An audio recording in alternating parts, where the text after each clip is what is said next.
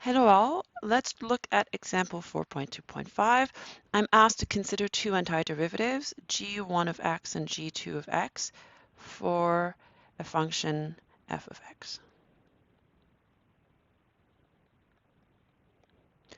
All right, so I first want to show that g1 of b minus g1 of a is equal to g2 of b minus g2 of a. Remember when we're asked to integrate f of x from a to b, we need to find any antiderivative and compute this. So I want to make sure that this answer doesn't depend on which antiderivative you take.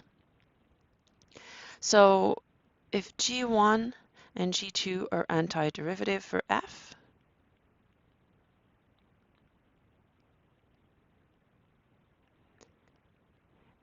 that means g1 of x is equal to g2 of x plus c. Do you remember that? That's the reason we have the plus c in indefinite integral. We wanted all antiderivatives, and so we could always add a constant and it wouldn't change the derivative of the function.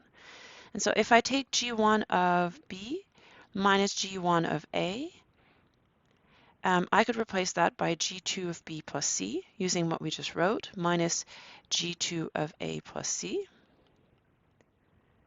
And then I will get g2 of b plus c minus g2 of a minus c, and the c's will cancel. Right, so this c cancels that c.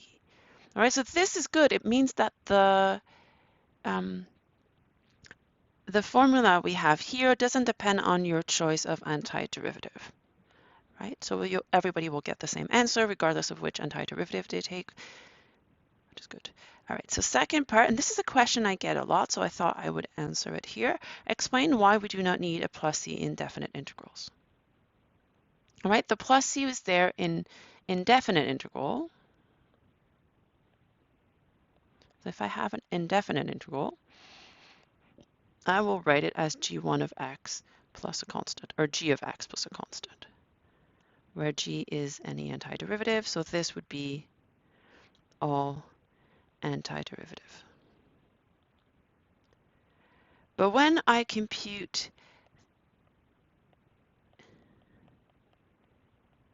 this antiderivative, if you want, this definite integral, if you want, you could put the c there, but like we just saw, if I put the plus c, it will cancel, and that's why I don't need to, and that's why I will not put a plus c.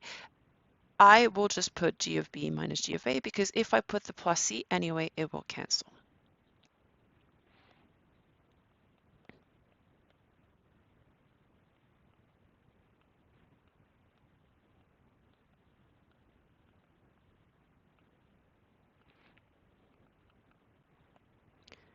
Another way to remember this is a definite integral gives you a number. It gives you a number which represents net area. You don't want 3 plus c, then it's not a number, it's all possible number, and it gives you no information, right?